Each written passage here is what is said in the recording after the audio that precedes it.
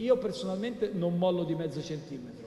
Andiamo avanti a testa alta, vi chiedo il vostro aiuto perché facciate sentire la vostra voce, questo Paese o lo cambiamo insieme o non lo cambia nessuno. In bocca al lupo! Parlano la stessa lingua Matteo Renzi e gli imprenditori veneti, accenti che restano anche il giorno dopo l'assemblea di Confindustria a Verona e Vicenza. Sul fisco maledetto e sulla burocrazia soffocante il Premier nulla, nega, ma i segnali di ripresa, promette, saranno più solidi con una serie di interventi che vanno dalla semplificazione fiscale alla riforma di giustizia e Senato, e ai veneti tutto questo piace. Non si è realizzato molto, difatti è un po' questa la preoccupazione, ma sappiamo anche perché, cioè non è che trova una strada liscia. Renzi sta dimostrando comunque di riuscire anche le riforme sulla pubblica amministrazione presentate l'altro giorno, se riescono a essere portate in fondo, cominciano ad essere un vero segnale di cambiamento, ne abbiamo bisogno.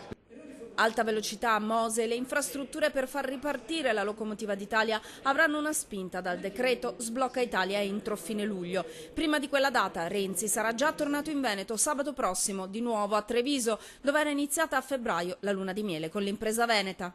E se molti di voi hanno votato per noi, magari per la prima volta, sono consapevoli che se l'avete fatto con il sentimento di chi dice proviamo anche questa, è proprio l'ultima spiaggia. Personalmente ho constatato questo, che delle persone, degli amici eccetera, che non hanno mai votato per un centrosinistra ma che si sono innamorati di questo Presidente.